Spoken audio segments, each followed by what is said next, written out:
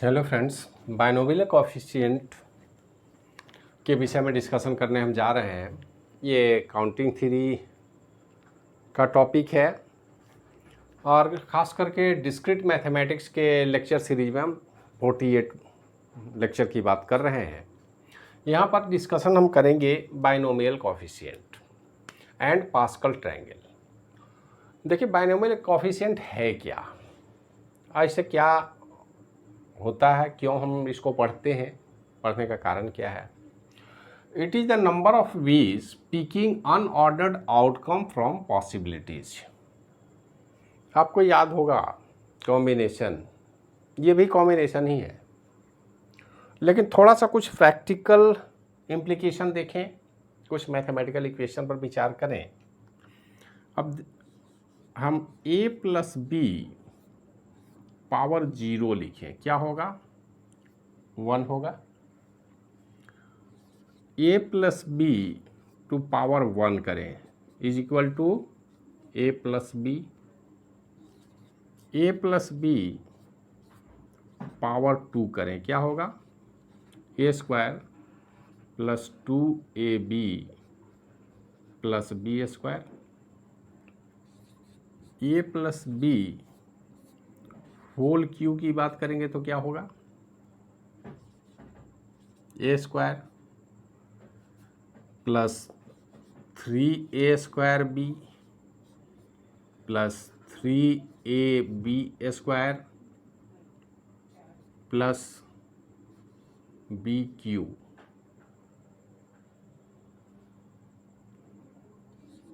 a plus b का whole power अगर 4 कर दें तो क्या होगा? यहाँ पर a क्यू होगा a to power 4 plus 4a cube b plus 6a square b square plus 4a b cube plus B to power 4।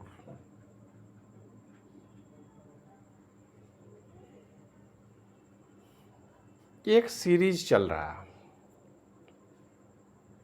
और खास करके बच्चे यहाँ तक तो याद रखते ही हैं। अब बढ़ते बढ़ते अगर हम आपसे पूछें a प्लस बी का होल टू पावर 7,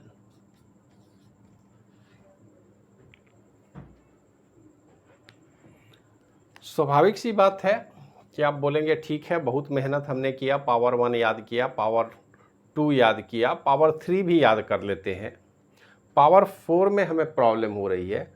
तो भाई इतना बड़ा इक्वेशन, अब इतने पावर को हम कैसे लिखेंगे? क्या उसका शॉर्टकट कोई तरीका है? क्या इसको किया जा सकता है?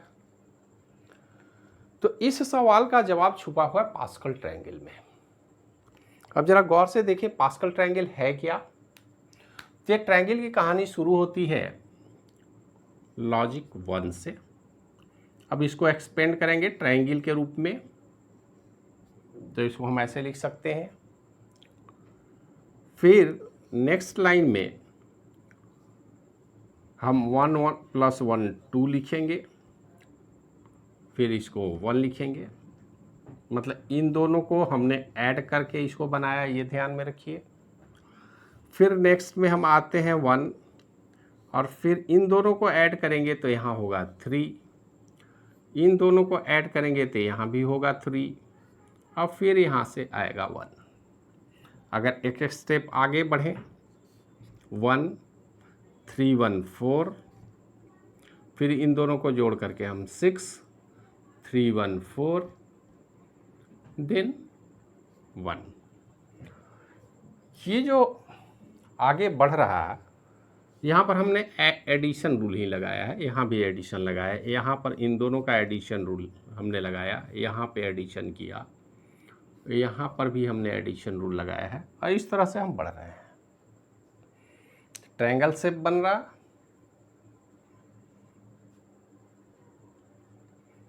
अब आप कहेंगे कि इस ट्रायंगल का हमारे इस इक्वेशन से क्या लेना देना है,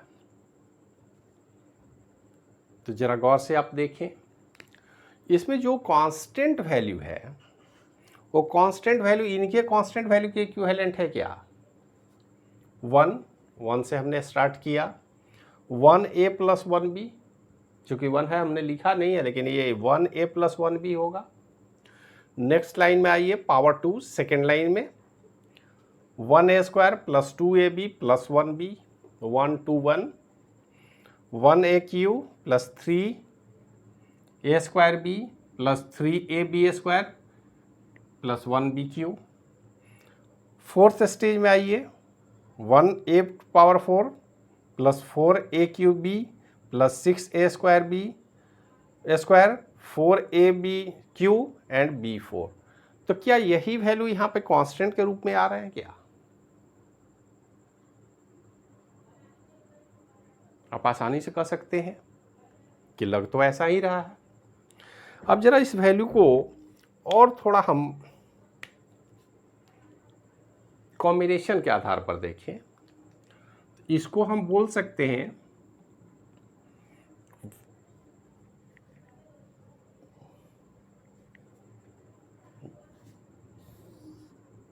1C0, हम पहले 1 के लिए लिख रहे हैं,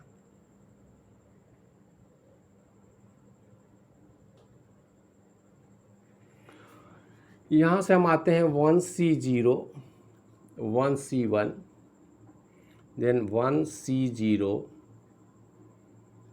2C1 एंड 1C2।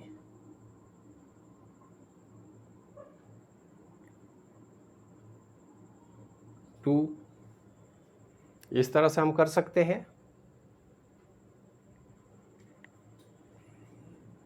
यहाँ पर 1 नहीं करेंगे, 2C2, यहाँ पे 3C0, then 3C1,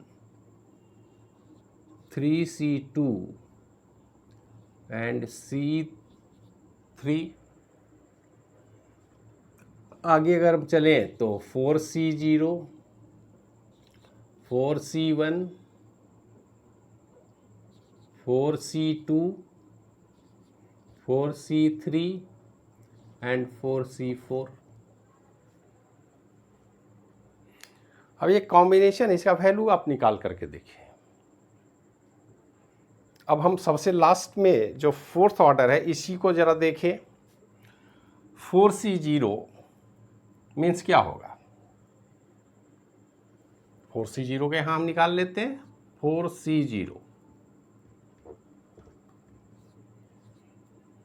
4 into 3 into 2 into 1 by 0 factorial and 4 minus 0 means 4 factorial. अब 4 फैक्टोरियल का मतलब आप समझ रहे हैं कि ये तो कंप्लीट 4 फैक्टोरियल है, तो इसको अगर हम फैक्टोरियल नहीं लिखे, सीधे लिखें इंटू 3 इंटू 2 इंटू 1, तो ये सारे क्रॉस हो जाएंगे। 0 फैक्टोरियल 1 होता है, तो इसका मतलब क्या हुआ, 1 हो गया। अगर 4C1 हम करें, थोड़ा सा इसको केवल इसी पर हम कंसंट्रेट करें, फोर्थ लाइन पे। 4C2 नेक्स्ट, पहले 4C1 को हम ले लें, 4C0 के बाद 4C1 means 4 factorial by 1 factorial into 3 factorial equal to क्या होगा, 4 होगा। आप इसको भी मैच करते चलिए, यहाँ पर हमने 1 किया, यहाँ पे 4 है। 4C2 मीन्स यहाँ पर 1 के जगह पर क्या होगा, 2 फैक्टोरियल और इंटू 2 फैक्टोरियल। इसका वैल्यू आप देख लें, 4 इंटू 3 इंटू 2 इंटू 1, अब 2 इंटू 1, 2 इंटू 1, 4 क्रॉस कर दीजिए तो 6 होगा। ये 6 हमने यहाँ रखा है। नेक्स्ट 4C3, आप 4C3 करके देखिए। 4 factorial by 3 factorial into 4 minus 3 means 1 factorial. अब आप समझ सकते हैं कि ये 4 ही होगा, जो हमारा यहाँ 4 है। और सबसे लास्ट में 4C4। 4C4 means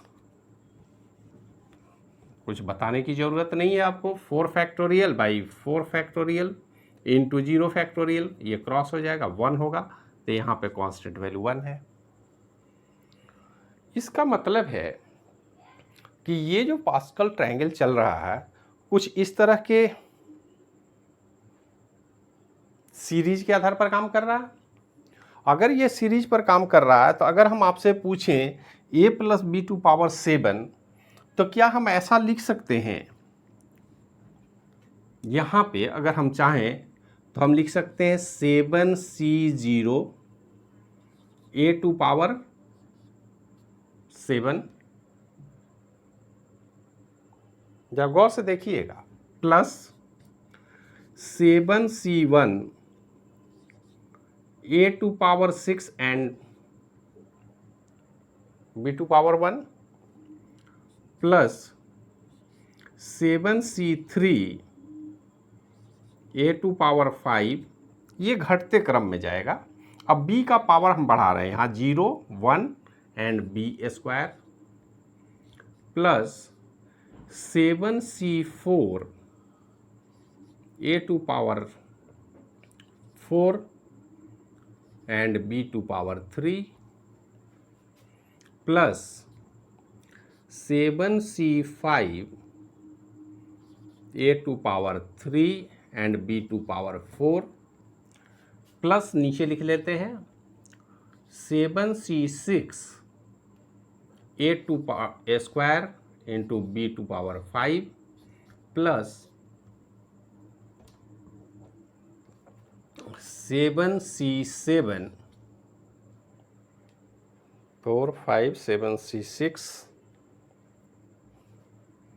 7C7 a into b to power 6। तो थोड़ी सी गड़बड़ी हो गई है, इसको 1 के बाद यहाँ 7C2 होगा, यही हम प्रॉब्लम क्यों आ रही है। 7C3 होगा, इसको 7C4 हम लिखेंगे, देन 7C यहाँ पे लिख लेते हैं 7C5 a to power 5 and b to a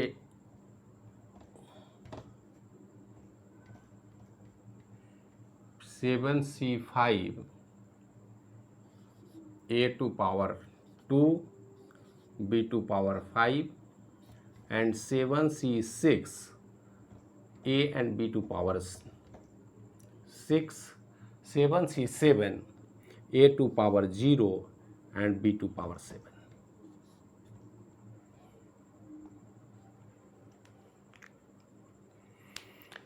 actual में a प्लस बी के किसी भी पावर के लिए अगर हमें फॉर्मुलेट करना हो तो हम आसानी से कॉम्बिनेशन के आधार पर इस इक्वेशन को डिराइव कर सकते हैं। हम ये नहीं करें कि इसका पूरा वैल्यू आप निकालें, पूरा वैल्यू भी हम चाहें तो अब निकाल सकते हैं, क्योंकि अब हमारे पास फॉर्मूला है। 7C0 से चल करके 7C7 तक हम गए, a का power 7, b to power 0, a का पावर घटाते जाएंगे, b के पावर को हम बढ़ाते जाएंगे, और फाइनली हम इस तरह से इक्वेशन बना सकते हैं। अगर ऐसा हम कर सकते हैं तो अगर कोई हमसे पूछता है a plus B to power 12 इसका वैल्यू बताएं, तो हमको ज़्यादा कॉम्प्लेक्सिटी होगी क्या? अगर हम कॉम्बिनेशन पढ़ चुके हैं, हमें कॉम्बिनेशन पता है, तो इस किसी भी वैल्यू के लिए उसका एक्चुअल इक्वेशन एक्सप्लोर करना कोई मुश्किल काम नहीं है, और यही बेसिक कंस्ट्रक्ट है बाइनोमियल कोएफिशिएंट का। तो किसी भी अलजेब्राइक इक्वेशन अगर पावर के फॉर्म में हो तो बाइनोमियल कोएफिशिएंट के आधार पर हम उस वैल्यू को आसानी से डिराइव कर सकते हैं। और ये आइडिया हमको पास्कल ट्रायंगल के आधार पर भी मिल गया। पास्कल ट्रायंगल किस तरह से चल रहा है उसके कॉम्बिनेशन के आधार पर उसको हमने डिराइव किया, और कॉम्बिनेशन के आधार पर डिराइव करके अब हम किसी भी बड़े से बड़े इक्वेशन को आसानी से सोल्व कर सकते हैं। और इस टॉपिक का, इस वीडियो लेक्चर का यही मकसद था कि आप किसी भी बड़े वैल्यू को आसानी से डिराइव कर सकते हैं, इसमें कहीं कोई प्रॉब्लम नहीं होगी, आप आसानी से इस काम को कर सकते हैं। और पास्कल ट्रायंगल को भी एक्सप्लोर किया जा सकता है, आधार यही है। लेकिन ये सीक्वेंशियली एक्सप्लोर करना उतना आसान नहीं, जब तक हम फॉर्मूला डिराइव नहीं करेंगे तब तक हमारे लिए मुश्किलें खड़ी होंगी, क्योंकि इस तरह से कितना हम ट्रायंगल को बड़ा करते जाएंगे, कि कर तो सकते हैं लेकिन अगर 12 हो, 13 हो, 15 हो तो उतना बड़ा समय बर्बाद करने की कोई ज़रूरत नहीं है। आपके पास ये फॉर्मूला है, इस आधार से आप आसानी से इसको डिराइव कर सकते हैं। तो इस वीडियो में इतना ही, मिलते हैं नेक्स्ट वीडियो में, तब तक के लिए धन्यवाद।